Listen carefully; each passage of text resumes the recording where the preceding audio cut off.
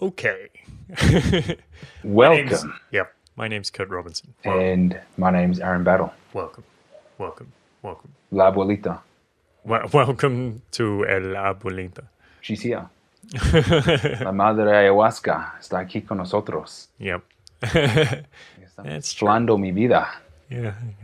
So she's got a few lessons for you as well. So we're going to talk about some interconnectedness, synchronicity, the way ayahuasca blows up brain cells one at a time to get you sparking thoughts and talking to your friends in a whole brand new way and transmitting messages from higher realms of consciousness that you never even expected. Yeah, she's not your friend.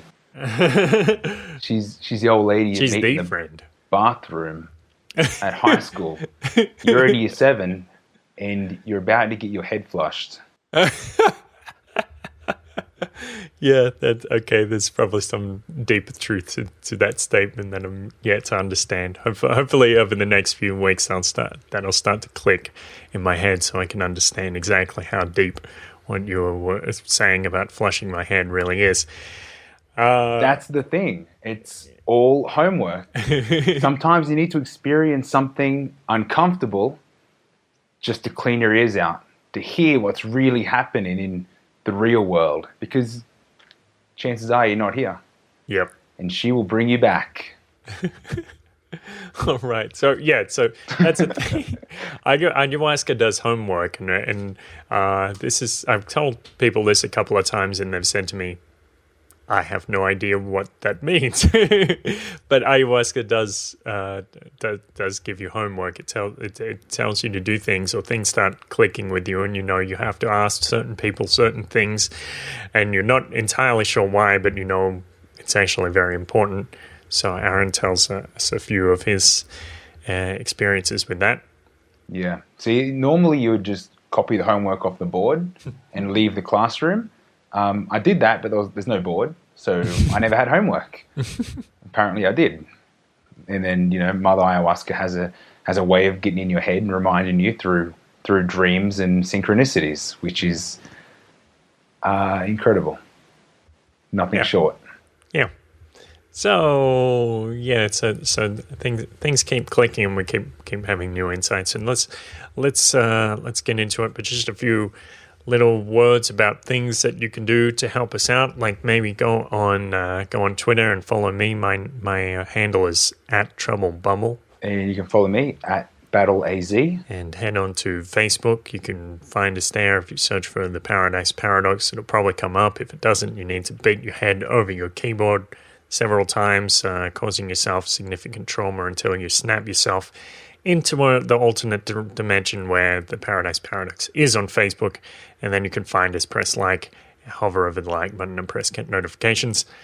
Then head on to YouTube, press like on YouTube, or press dislike, or press subscribe, and jump on to Pocket Casts, Podcast Addict, iTunes, press subscribe on all 3 of them at once, simultaneously between 3 different dimensions where you're using 3 different models of iPhone and Android phone, HTE, which is HTC in the next reality over.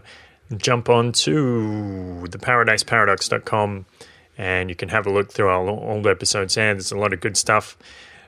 Feed your brain a little bit with some brain food, open your mind, and scoop in some healthy goodness. It's just like pouring malted liquor directly onto your brain cells. It'll bring you to life. In some way. Yep. Yeah. Yep.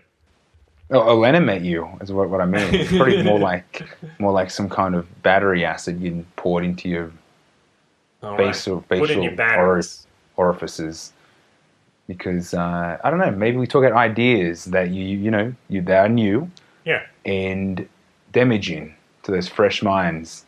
Yeah, might flip a few switches on your mental hydraulics, and so you can check out our stuff there. You head on over to donate.theparadise.com, and you can give us a tip.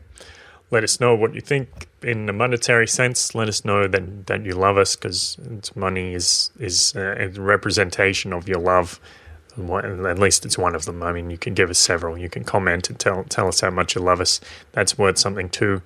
And money is also worth something to us. But you don't have to give us a lot of money. But if you just give us a little bit, even a few millibits, that shows us your support and shows us that we're doing something to make things a little different, spicing up your life, spicing up your love life and your drug life, and your medicine life and your spiritual shamanistic life. And what else? Oh yeah, the Shop Amazon link. And you need to click that, head on through to Amazon and buy some stuff. That's the important thing to remember. Yeah. Anything. DMT, Spirit Molecule, Graham Hancock, Inner Worlds, Outer Worlds, Inner Space. And cool. Let's get into it.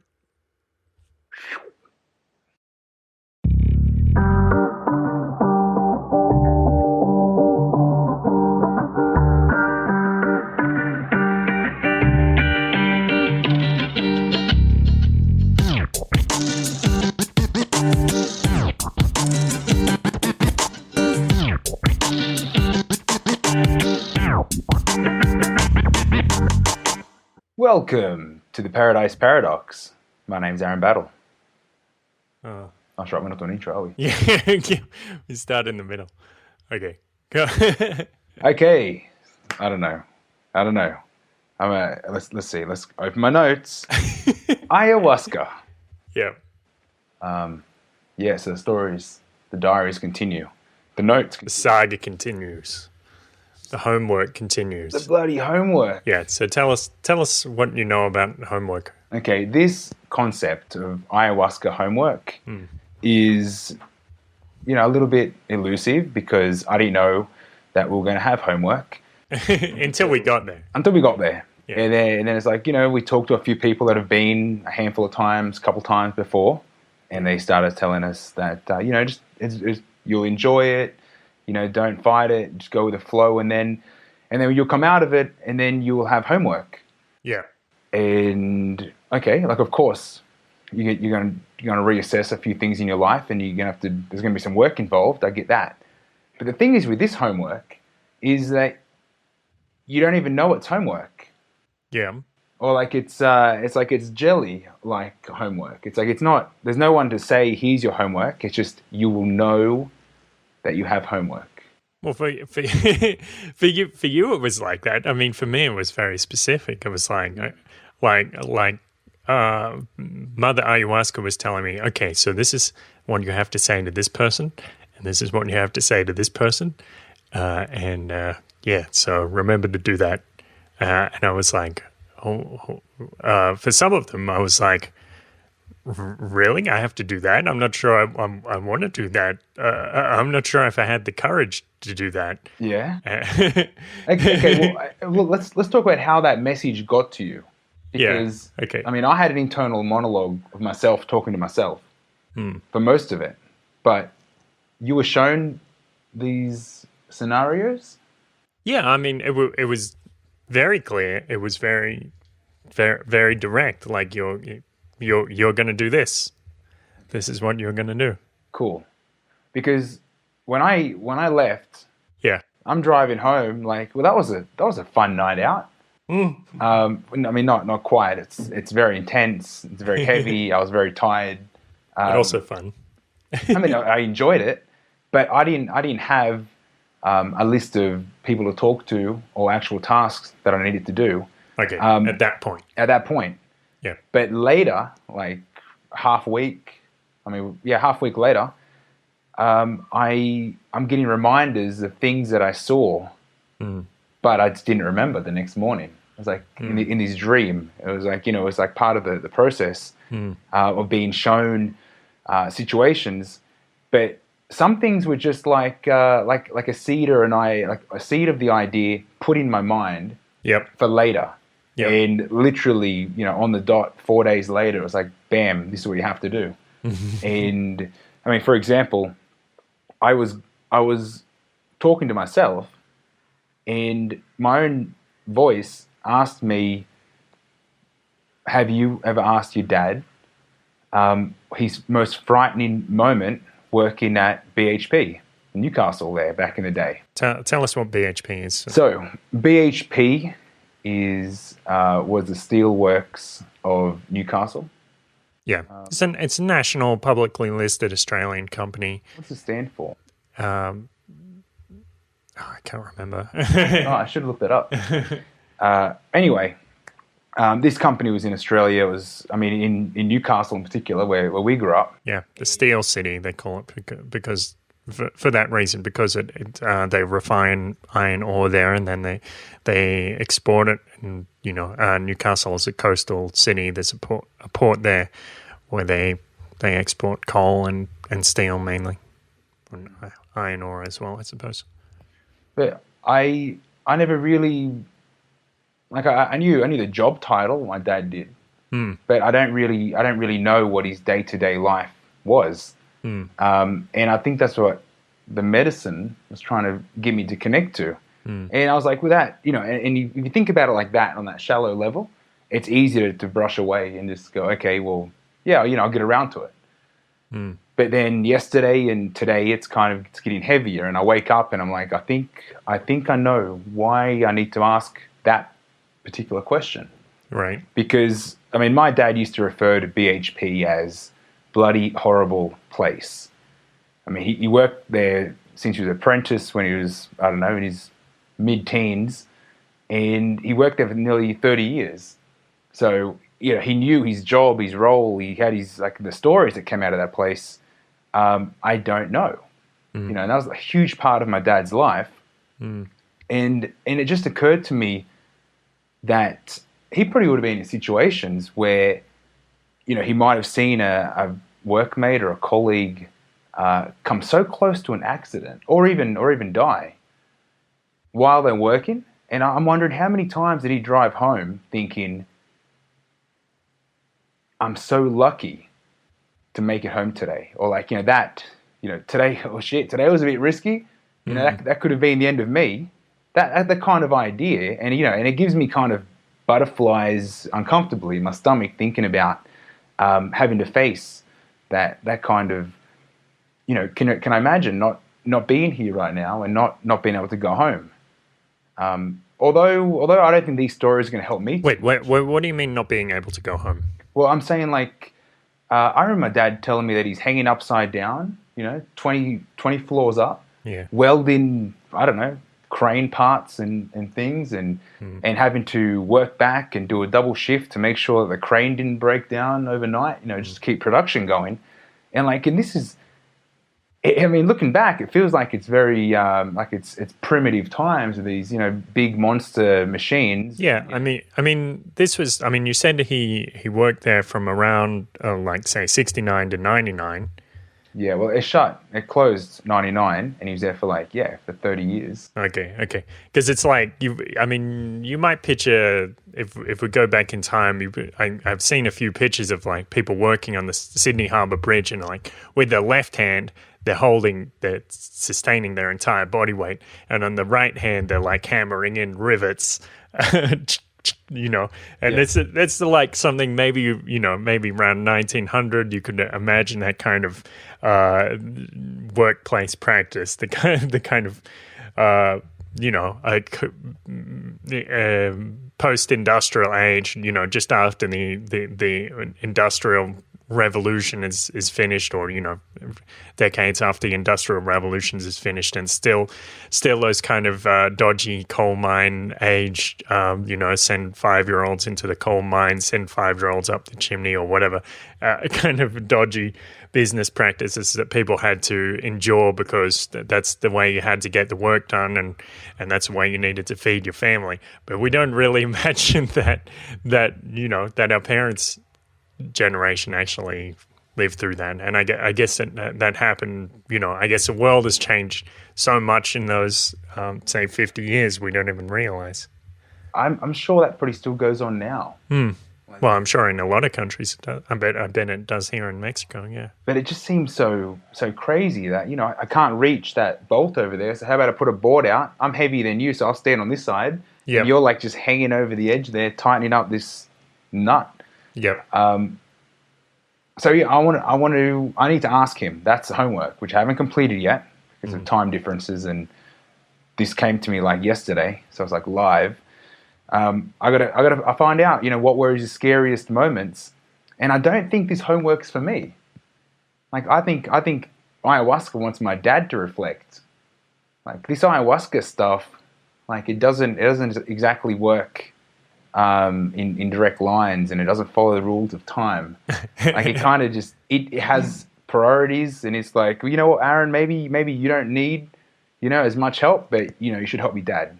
So get him to reflect on why he was happy to live 20 years ago through an accident, and maybe he can find a little more life now. That's what I'm thinking it might mean. Like, because I mean I've had a couple close calls, and you always enjoy your breakfast cereal more the next day, knowing how close you came to not having that next day. So I need to remind my dad how many more next days he has. This is my rationale. Yeah. On what I think it's trying to do. Is I never had homework, so now it's giving me homework for other people. Yeah. Well, I have to wonder. Yeah, that's the weird thing. Like, are we being? We're kind of like these channels to this other world or to this higher consciousness that it's like, hey, while you're up here, remember to bring this message back for some other people, because this is, we can't speak directly to them, but you can just nudge them in that direction. Yeah. It's just one question. That's all it's going to take. And I'm gonna make sure I complete my homework before my dad sees this, to make sure that he knows why I'm doing it. Yeah. So he gets like the maximum. Yeah. But yeah, it's cool like that, because I felt an effect days before I even took it. As I couldn't describe what it was at the time. I just knew that I was feeling weird. Like my stomach would just be hungry, but then not hungry. I was feeling really tired for days beforehand, and I can't say I was doing anything to provoke that. Well, of course you were fasting, so that, I mean, your body was adjusting to that. So yeah, so we had to limit our diets pretty strictly. So I guess our body was adjusting, but then.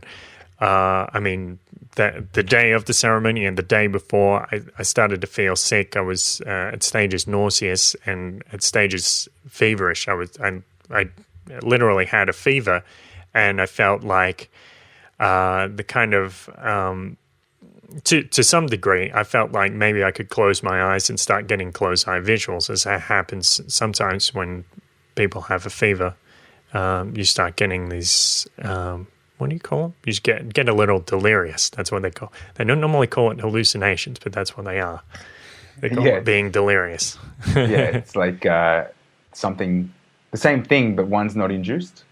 Is that how it works? I guess you could say that. Yeah. Yeah, I just noticed I wasn't myself days beforehand, and to an extent, I still feel a little bit funny, like just weird, because. Even though, I mean, tomorrow's going to be a full week. Tomorrow night's will be 1 week full since the event. Yeah. I'm like, I know my world is different. Like things have just changed where I know, because, well, this is why I'm thinking everything's becoming like the reflection of me, which I'll get to in a moment. But things like, firstly, the fact that I'm not feeling right. Like I'm still like, my head's still a little bit, I feel wiggly. Like my mind it's not thinking straight. Wiggly. Well, I mean, I'm never really that direct or straightforward. But right now, well, what was shocking, that's kind of turned my whole world upside down, was that I'm getting all these synchronicities telling me to go back to Australia. Right. And it's like, I asked for a little direction, a little purpose, clarity.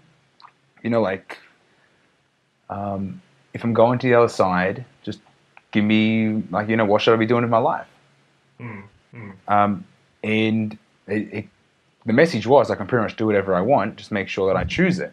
And then I get this message, well, mainly by Joanna, and she's like, yeah, you know what?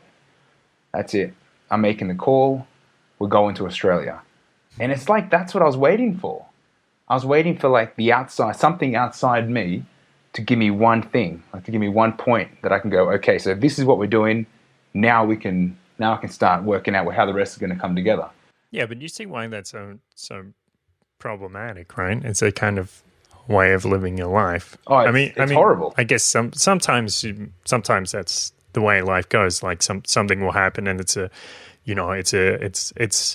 good opportunity, and then it changes your life. But it's not, I think in general you want to be just doing things like you were saying by consciousness, like say I'm going to do this.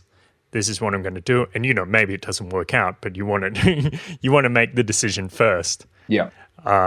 Because that's the way you get some kind of control of your life. You never have ultimate control, but you can have more. Yeah. Well, I needed serious help making decisions. I mean, we joke about it. This whole year is like so much going on that nothing really gets done. I mean, things are happening, but it could have planned. I could have done better if it was like one direct focus. So this is what I wanted, and it's just so like it seems wrong. Because you're right. You can't wait for someone else to tell you what to do, or you can't wait for anything or for one thing to happen like that. That's like a waste of like good quality life. Yeah, you can't have that if you're waiting for something to happen. So I'm not exactly comfortable with that. Frank Zappa quote that comes up sometimes and is like, listen, if you listen to what your television wants and what your parents want and what your preacher wants, and you end up with a shitty life because of it, you deserve everything you get. And it's kind of harsh, but it's also pretty much 100% true. You got to take control of your life and decide what's important to you. Because if you don't, you're going to end up living in someone else's reality, someone else's comfort zone, and that is really not where you want to be. That's not going to be satisfying for you on any level. Material, physical, sexual, spiritual. It's not going to. It's not going to press your buttons. It's not going to fill you up. Yep. So if you are that person, find your nearest ayahuasca shaman ASAP. Rocky. Yeah. So by the way, I was notified. Our friend of the Paradise Paradox, Rodolfo, informed us that you can actually buy ayahuasca, that is the plants, off this site. And I guess I'll have to put it in the description here. I'll tell you in a moment. But you can order this stuff off the internet, and make it up yourself in your very own home. But I wouldn't recommend that because I think we gain so much from going to the shaman and getting the experience and listening to the Icaros and everything. But you can, if you want, you can buy it off www.salviadivinorum.com.mx. I'm not sure on the shipping, but that's always an option that's available to you. Yeah, I agree. I wouldn't recommend doing it yourself. Without like having a sacred space be created by someone that knows energy works and by a good crew of musicians that are going to guide you back. Otherwise, you find yourself in a very scary, alone place. I found I found an article on secrets of mind and reality, and there's one here written by Enoch 10. He writes, it's called One Consciousness Which Everything Exists From. And I'll just read the first paragraph because I understand this now. Where I think before I knew about it, I wanted to understand it, but you have to feel it. Otherwise, you just don't get it. So, everything in the universe is consciousness. Space and time in all planes of reality are really only projections within universal consciousness. There really is no here, no there, or for everything is in the one place where mind is. It's still twisting me up. Mind does not move at all. Mind simply is. Mind is everywhere, yet nowhere. Mind is nowhere but here, now. We are all existing together as a singularity in one place of time. Everything is one, here and now. I get it. You get it? Maybe. It reminds me of the Tao Te Ching in the part where he writes. I can't remember the exact verse, but it's something like everything is moving and everything is chaos and everything is motion, but stillness in movement is Tao. Stillness in movement is the way. So if you move you move, but you're still. You still have you maintain your inner stillness even when you move, no matter what you're doing. Yeah. That's the way. It's hard to achieve. Yeah. But I've felt it at times. Yeah. Yeah. No, I think for the first time, I can meditate and get into a zone where I feel this disconnection. It's like this a very distinct, like it's more than just losing feeling to your body. It's like there's like a blankness. It's like a space bar, and you're just there, and it's kind of it's timeless. I think the trick of meditation is just getting there. How much time you spend there is almost like indulgence. It's just a pure break. But with ayahuasca, I felt like it was like that, but you feel much bigger. Like you feel the connectivity. Like you literally feel everything. That like early on in the journey, what was really cool was I would start meditating and I would feel like after 5 or 10 minutes meditating, I could feel this depth of meditation, which normally I would achieve. Like I don't practice it very often, but normally that depth of meditation I would achieve only once a year or something like that. Very, very deep, and it's kind of hard to describe. It's like this, I guess, a kind of feeling of warmth, the slight maybe feeling of dissociation, feeling that your body is very perfectly still, so still that you don't even need to pay attention to your body. Like there's nothing about your body which will distract you from consciousness, and it's really a nice, comforting feeling. Yeah, it's like you've stacked the pieces of your body so well that it just sits there. Like it is like it's a stillness of everything. Beautiful, perfect stillness. It's almost like you found the spot in between the heartbeat, and then you just stretched it out. That's what it's like, and I felt that in the ayahuasca very easily. I think if you're struggling to meditate with the ayahuasca, it's like just close your eyes and lay there, and bam, you're in this meditative state. The difference is that I felt like this tingly sort of like comfort, niceness. Like I think I described it like being in the womb from like my first trip report, coming back from the dead, which is like an earlier episode. Mm-hmm.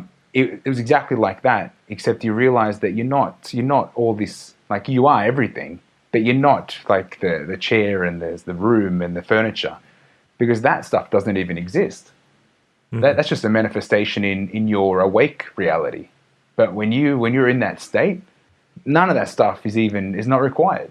So the fact that it's not required means it doesn't even need to manifest, and it's just this like a joy, happiness of potential that you just kind of it's literally like you're a baby and you're getting a hug. Yeah, it's intense, but I can't describe it.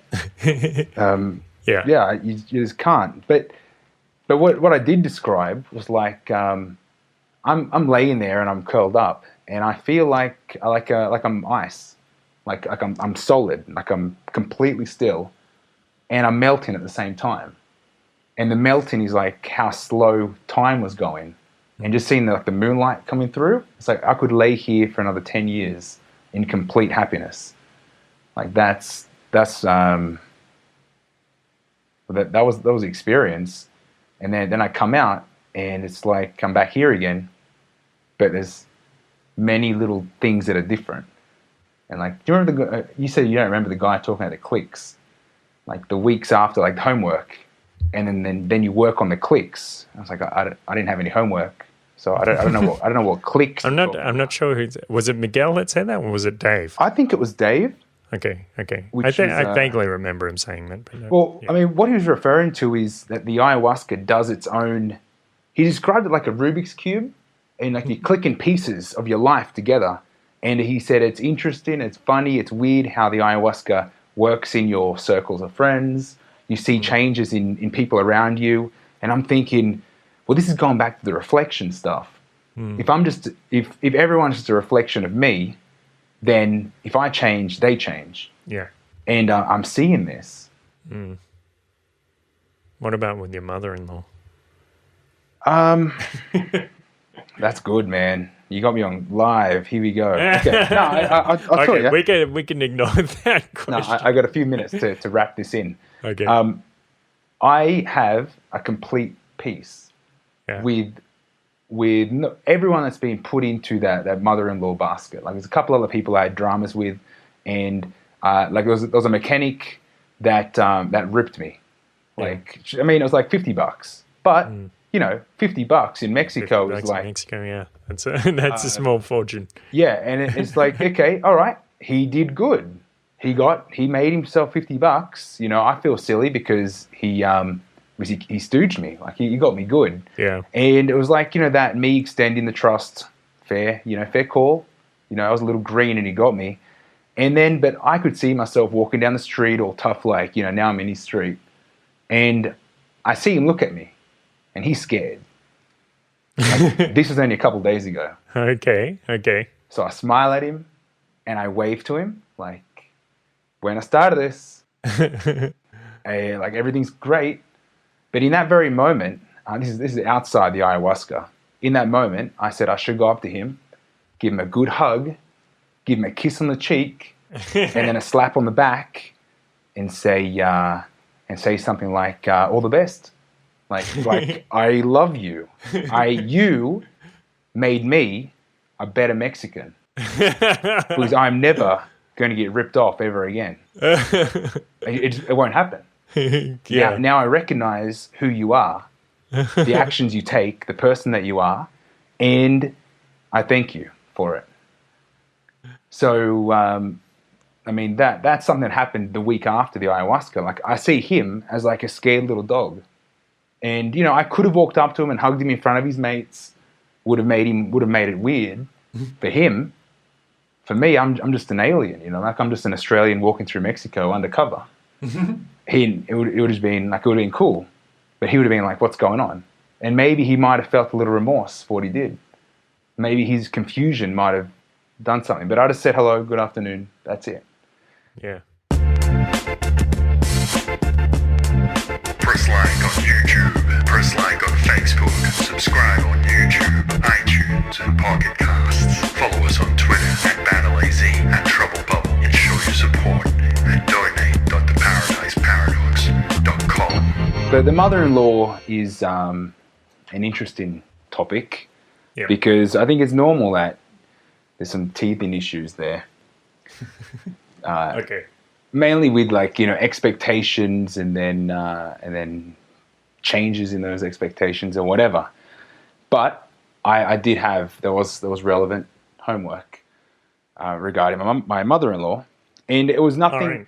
Yeah, it was just a scene, like a one little scene of me and her being friends, like as if you know, this is what you need to achieve. Mm-hmm. Like, you know, your mother-in-law is a big part of your wife's life. Probably best to be friends. you know, you guys are going to be here for a while. That's kind of the feeling I got. You guys are going to be here for a while, so why make it hard for yourself? So, you know, last time I saw her, I just gave her a big hug, and I said, I come in peace. Like, you know, not being sarcastic, just like, you know, we're good. Yeah. And I mean, that was kind of the first stage. I don't want to push it too hard, too fast. But I know what I need to do. I need to wait until I can corner her. Maybe when she's preparing a drink, or, you know, off to the kitchen away from everyone else, and just say, look, not sure what's up, but we need to work this out. Like this is my homework, just to hit it straight. But that wasn't actually homework from ayahuasca. That was actually what your brother told you to do. Yeah, but I saw it happening. Yeah. Like, I saw it happen. During the journey you saw Yeah, it. it was just me giving her a hug. Like, you know, she needs my help. Like, it was a feeling. It was a feeling of, you know, it's going to be a long time. You need to get on. You need to get over this. Yeah. Yeah. Because I mean, I already knew this. No, that's kind of what Benny told me. But the ayahuasca just kind of just framed it and said, "Do that." Like you already know. What are you messing around? And I mean, that's kind of the whole joke of my trip. It was like, you know, you already know what you need to do, but why aren't you doing it? So. Well, the thing is with your mother-in-law, I mean, a lot of things that you described to me, sometimes I say, she was behaving like a child, and you're like, yep.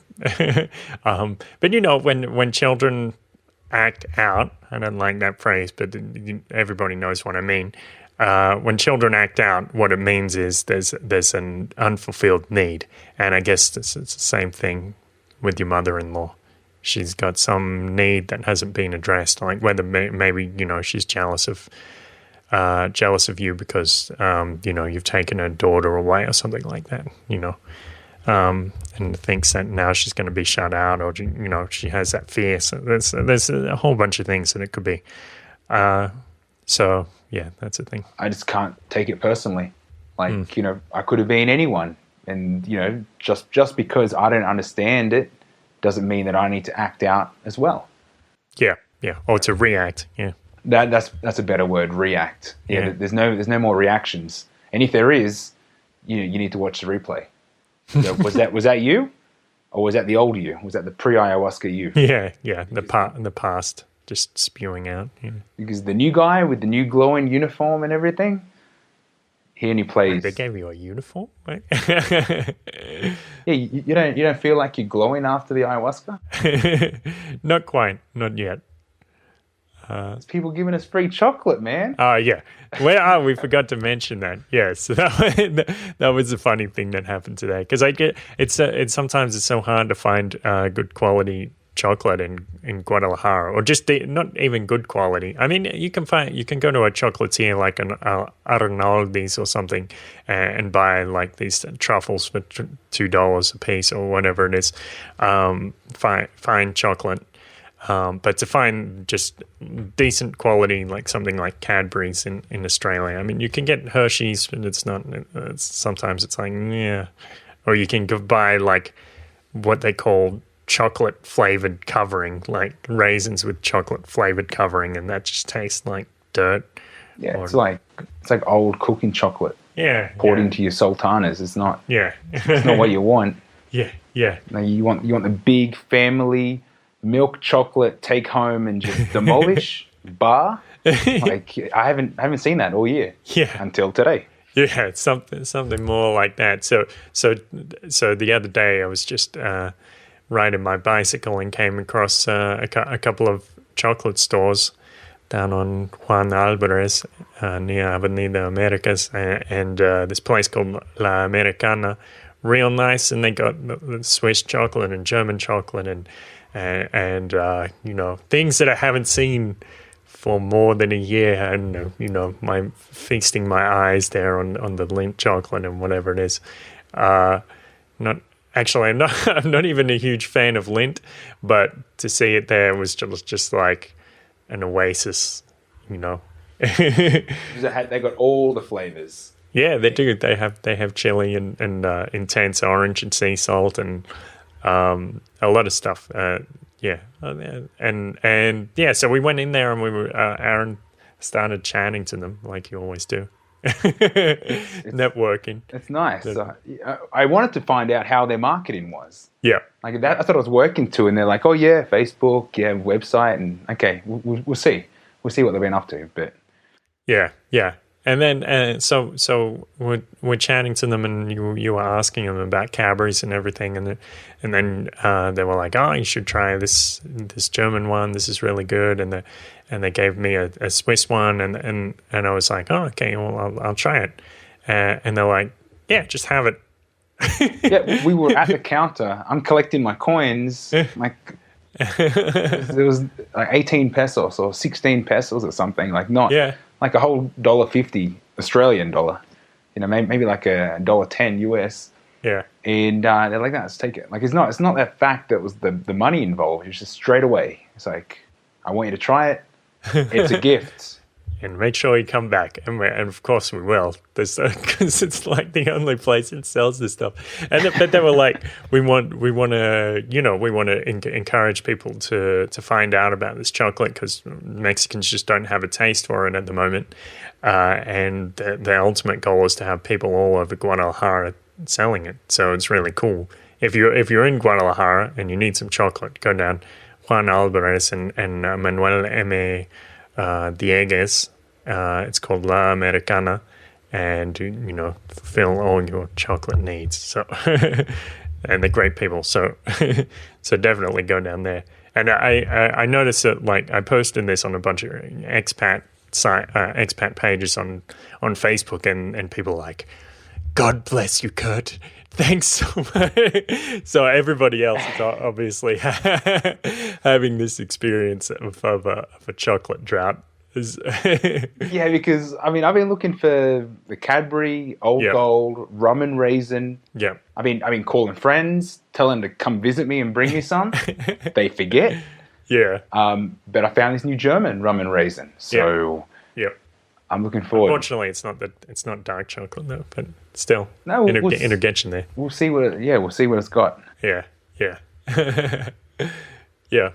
So that's what I mean by like the new shiny uniform. Like, I just feel so free and comfortable. Like, people will give you chocolate. It's like this openness to the reflection of me in whoever I'm seeing. So it's like an acceptance.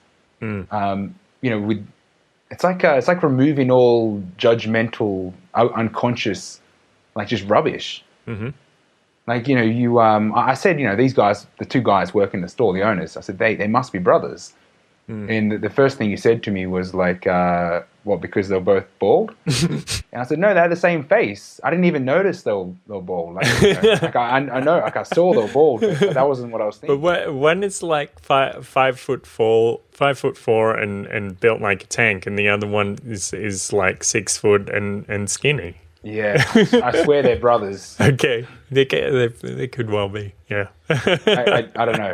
I thought they had the same face, but then it's my reflection. So I made them brothers. Yep. Anyway, I wanted to come back to something you were talking about. Okay, because you were talking about your dad and BHP and how many times that he had some close calls, and I wanted to ask you, at any time, did it cross your mind that actually if your dad had, slipped from those 20 floors and you never would have been here? Did that cross your mind? You know what? Never. Okay. No, I can say that's never crossed my mind. Okay. What has is the fact, what would mum do? With 6 kids at home. Mm. But I mean, even before your birth, it could have happened. If I ask him, and he starts with something that happened when he was like 17, yeah, then that's going to be really weird that you brought that up. Yeah. Because maybe it was something. I know, but this is super Like, I think this ties into some part of my journey. Sorry, you're about to say something else? No, I think you're right. I think maybe, because I'm only looking at this from, this is what I felt, and this is what I need to ask him. Yeah. But maybe what he's going to tell me is more profound than what I can even imagine. Yeah. Yeah. So I know I need to ask him, and I know I need to know the answer, and I know that I need to do it because I've been told to. But that's the thing. I don't. It's like I was calling it like seeing the Oracle and going into the Matrix. It's like we're in here. We're getting messages that are not relevant in any time, but it's going to affect me tomorrow. Yeah. Like I know I'm going to hear the answer. I'm never going to be the same ever again. Like it's complete change. And this is the Rubik's cube of like clicking together. Yep. Yep. It's like the ceremony was nice, but this stuff is like something that I wasn't expecting. Like I knew what I was going in for, but I didn't expect it to be 2 weeks later and arranging my friends and family around me just by telling me to say keywords and bringing up topics and messages. Like that's something that there was no expectation on until after. And I was like, but even then it made no sense. Okay. Yeah, well, I guess God works in mysterious ways, and so does Mother Ayahuasca. If those two things aren't synonymous, but the other like the reason I brought that up was because part of my journey, and this was a small part of my journey, and I don't know, I don't even know if it means anything at all. But at one point, Mother Ayahuasca was like, well. In kind of in response to one of my questions, like I guess the question was, well, what if, what if I had never existed, or what if my parents decided not to have children, or something like this, and this is another tangent which I probably will expand on at a later date, but what if, and she said to me. Well, when you were 16 and there was a girl who came around to your house. She came around quite frequently. Her name was Jill, and she was quite cute and had like brownish blondie hair and used to wear a jumper with black and white lines on it, like a sort of like this Mexican, what's the word, chamarra? Chamarra, okay, jacket. Yeah, like one of these native chamarras, and. Looked kind of like in that style, but she would wear it with a skirt, which is kind of, inconsistent for the weather. But Mother Ayahuasca was like, you remember that, right? And I'm like, yeah, I remember. And she's like, well, none of that ever happened. Like, Jill doesn't exist. She never existed. And I was like, huh. Right. And I don't know where to go from there. I'm sure there's like a deeper meaning to that. But, do you remember her? Yeah, I had the memory. I wouldn't say that I was fully convinced that it was a memory as opposed to just a passing thought. But I'm telling it to make it seem a little more dramatical to give the full effect of it. I know what you're talking about. That. It's like when we skipped levels, man. We jumped to the other side, and we're looking back on this world like as if everything here is real, and you realize that it's not real. That's kind of where I'm picking this up. Like this life is just it's like a big video game, and we're just tapping into it and pretending like this is the be all end all. This is my life. I am Aaron David Battle, and I'm living my life. But all it's going to be is just a movie on the files in the Akashic records of the Aaron Battle experience. What he was able to feel, record, and think that he was manipulating at the time. So I've had dreams like that where I think I remember stuff, but it's like that never happened. Yeah. Or maybe it's like it did happen, just not in your timeline. Yeah. Yeah, well, that's the kind of thing. So this is a whole it's kind of a mind fuck thinking about it now, because like Mother Ayahuasca was saying to me, like, that's what could have you could have been like, you could have been just a memory in somebody else's ayahuasca trip, just to trigger the mind. That's what you could have been, but you're not. You're here. You're the only one here. You're God reincarnated in a human cell. The solipsistic ego queen. Yeah. I'm caught up. I'm fascinated, intrigued, and literally caught up in this whole concept of this not being real, and me just reflecting on things. And if I can clear my mind, then I can manifest what I want. There's obviously a delay because we're in this gravity time well. But I was concerned that I was going to come home. I mean, before going into ayahuasca, I was going to come home a little bit different, and that Joanna would look at me and say, "You're different. Something happened to you," and that upset my relationship. But I came home so content, satisfied, so full. Like I just felt like I was literally full of those magical Mexican jumping beans. Like I felt like I could do whatever I like. This is it. I'm ready. Like there's nothing holding me back. Yeah. There's nothing to worry about. Like I've been there and I've done it, and now it's new life.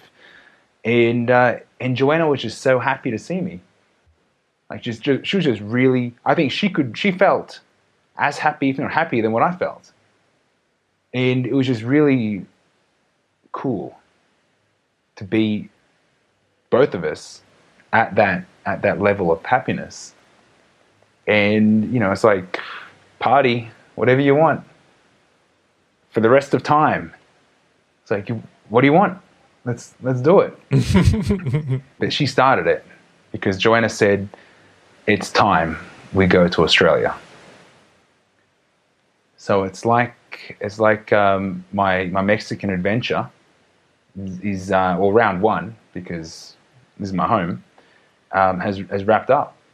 That's what I feel like I've got out of ayahuasca. Like, of course, you couldn't get anything done this year. Because I wouldn't let you.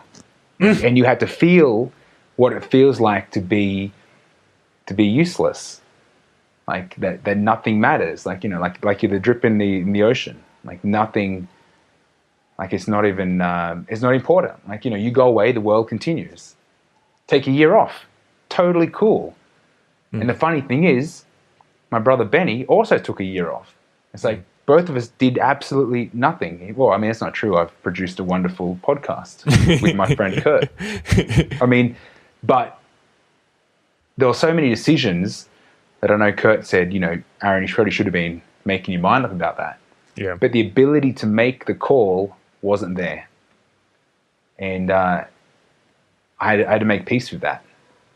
So that was a big deal. And I think Joanna's helped me with that, because I have to be comfortable with her making big decisions too. And me being flexible enough to help her. So in this happiness together, it was like nothing matters. We're like, when you feel that happy, it doesn't matter if you're wearing shoes or not. You know what I mean? Like that's like, doesn't matter. Like whether you had breakfast or not, doesn't matter. It's like you just feel complete. And I came home after worrying about just silliness, worried about coming home weird or different, and I found that at home, and it was just so satisfying. And then to be able to understand that I needed to take a step aside and just accept that sometimes I'm not going to be in control. But this is something that I'm realizing, like literally right now on the minute, or like even like yesterday afternoon. Like this is the homework, and I'm just reading the answer sheets. Like, is it okay? Like, I'm waiting to have a dream tonight and wake up tomorrow and have more homework. Like this game keeps going. That's what I'm like. Every time, well, the couple times I've seen you since, it's like, Kurt, how you feeling today? Like, are we good? Because I just don't know. All right. So you went into ayahuasca with the purpose of gaining more clarity in your life, and you actually reduced the amount of clarity. Is that what you're saying? Is that what you're telling us? It's ayahuasca's telling me that I don't need it. Ayahuasca's saying that I need to find peace in maybe not having the answer. Like, I don't need to know, when the rapture's about to begin. I don't need to know, when HSBC is going to shut the gate. It doesn't matter. I'd like to know that. I'm going to max out my credit card. I would love. They just to know offered that. me a credit limit increase. Yeah. or when I don't need to know when government is going to be the joke. It's like I don't need to know. It's like, can you believe that back between 0 AD and 2015 AD, and then we started a new BC. It's like that time of 2015 years was a complete joke because they had like things like weird stuff like governments. Which is more going back like to Sumer or so. Yeah, it's like there's a big shift change, like date changeover, and it's like I don't need to know when that's coming. Okay. Well, I think to some extent, government is already a joke in a lot of third world countries. Why don't we just get the government to do it? That would never happen. That's a good joke. It's a funny joke. Want to hear a funny joke? Government. Water cooler joke. Well, at least here in Mexico. Yeah. I mean, they've given up, but we still vote. Well, damn it. Yeah. That's a weird thing. The voting thing. Why are they so ritualistic about voting when they know that government is so ridiculous? Yeah. There's always the hope, the one shining hope. Anyway, I digress. So, is there any final notes? Any final words? No, I'm clear. I mean, I have a little thing. It's pretty amazing that somehow we got here. So I mean, all of us, not just you and me, but everybody in this world. I mean, think about it closely. All of the coincidences, all of the little decisions that somebody had to make just for you to exist. That's pretty deep. Like all of the, going back millions of years, all of those the troglodytes mating with the Homo sapiens, or whatever happened, the chimpanzee mating with a pig, or however it went, aliens from Andromeda 6 coming down to mate with primates to form the human race. Carry on down the line, several times your ancestors almost got eaten by lions. And how did your parents even meet? That's a whole other story. I mean, that's a story of itself. Set aside the millions and millions of chances that it took for you to be here right now. And I'm glad you're here with us. So my name's Kurt Robinson. And my name's Aaron Battle. So you can look me up on Twitter @TroubleBubble. @BattleAZ. And head on over to Facebook, press like on Facebook and hover over the like button and press get notifications so you get those updates for you. So when you know when new episodes come out and you can enjoy them, hang out with your friends, smoke a few doobies and eat margarita pizzas, maybe quesadillas de margarita, and maybe you can head on over to YouTube, press like there, and press subscribe. And you can go to Pocket Casts, Podcast Addict, iTunes, and subscribe on those as well. Subscribe. It's a hard word to say over and over. And then you can go on to, where else? theparadiseparadox.com. That's our probably home headquarters. Yeah.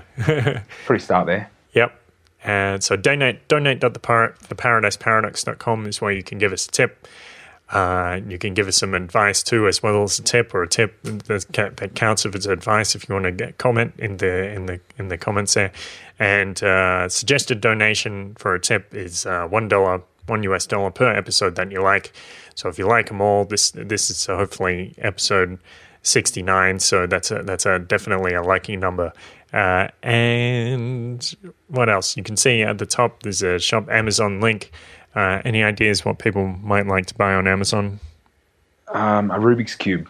Okay. Yeah. Yeah, it's a good idea. No, Things start clicking together. Yeah. Yeah. No, I was going to suggest. I'm not sure if it's on there, but a documentary that people should watch. Yep. Which is Inner and Outer Worlds. I think it was made back in 2012, but it's really good.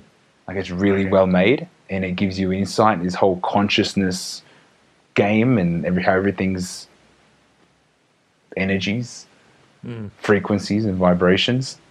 But yeah, something like that. Jump on Amazon and see what Inner and Outer Worlds you can find. And also Inner Space, starring Martin Short. That's a pretty profound movie. No, I'm just fucking with you. It's a silly movie. I used to love that movie.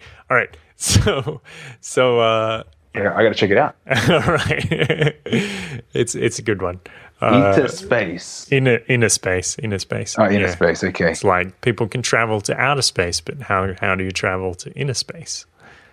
By getting injected, as getting shrunk down to the size of a blood cell and getting injected into Martin Short's penis.